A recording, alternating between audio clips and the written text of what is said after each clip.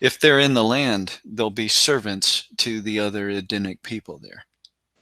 You see how they don't want that? I think so. I think so. Hmm. I'll keep going here and we'll get into that because that comes up next. Well, the the first major covenant occurs next. That's in verse 8 and onward. This is the Noahic Covenant, which in most people's theology doesn't play much a role, but in my theology, it plays a super role. The first major covenant in the Bible pertains to the Edenic land. Mm. I see. And it ties right in with the Abrahamic covenant. You understand the land he's promised then. Oh, okay. See, that makes a lot more sense. I think originally you know, God talks about blessing Abraham with land, um, offspring, and blessing, and you kind of read it as just typical like land, just like I don't know, vastness of land, but really he's talking about the land, the original Yes. land. Wow. Yes. Okay. Yeah. Now it's starting to come together even more every time we discuss this. Yeah. So the Noahic covenant is about the sacred land and that God won't destroy it with this divine flood anymore. Yes. And that gives you the feeling that God has done this before. And rabbis also picked up on that and talked about it a little. And we'll have to make a video on that sometime.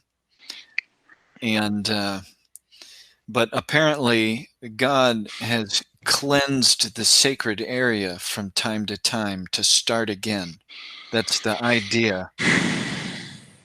That's the idea that occurs. And this flood, this Noahic flood, is the final time God does that.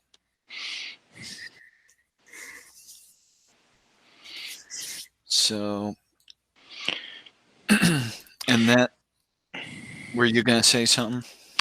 Oh, I thought about it. I was just gonna simply note that the fact that or the idea that God has flooded this Edenic land before, and then He decides to stop doing this. That seems extra significant to me. Um, just deciding to stop, and then as if something significant is going to press on from here.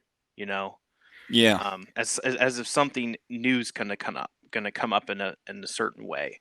That's just kind of the way I see this promise of no longer flooding the Edenic land. It seems like the start of something new, something different. Yep. And Peter refers to this as really an an old heavens and earth passed away with the flood, and they're in what Peter would call the heavens and earth that now are. That's interesting language, though. Heavens and earths, you know. Mhm. So there was a different heavens and earth before the flood, and we're in the heavens and earth that are now, and we look for a new heavens and a new earth. And so, how many heavens and earths have there been, though? How many divine judgments to purify the sacred region have occurred? We don't know. Yeah, good And question. and so there could have been many, many cycles of this in the past. And a couple rabbis refer to that, and I'll get into that sometime. It's real interesting. I Sure could is. I could go find the material right now. I don't know. I thought it'd be good to stick with chapter 9, though. I want to clarify this one point because this will really make Babel make total sense to anyone.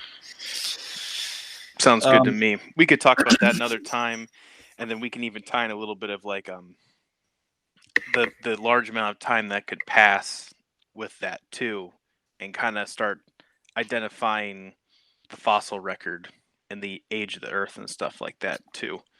Yeah. with that. But as you were saying, All right. I think we were Let me pretty much see. on the covenant, or we were about ready to read about the covenant in verses 8 and 9.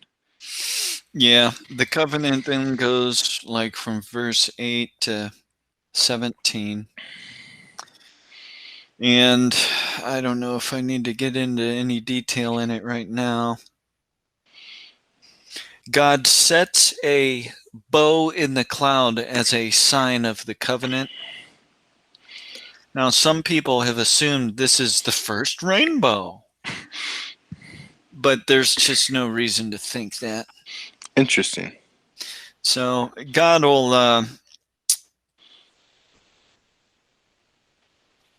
how can I put this?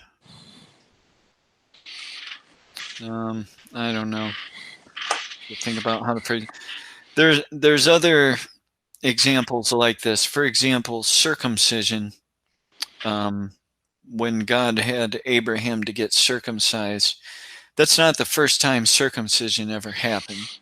It was a known sort of practice before that, just among certain people and stuff. Actually, some Egyptians were circumcised and stuff, but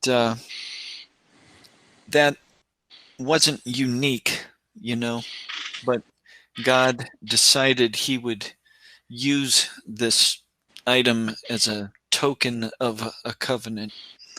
So it's the same thing with the rainbow here. I know you heard that one. I sure did. Yes, I did. I did hear that one. Some guy out on his Harley Davidson or Gotcha. something. I don't know. Some guy that needs a new muffler Yeah, really. I on his just took old pickup.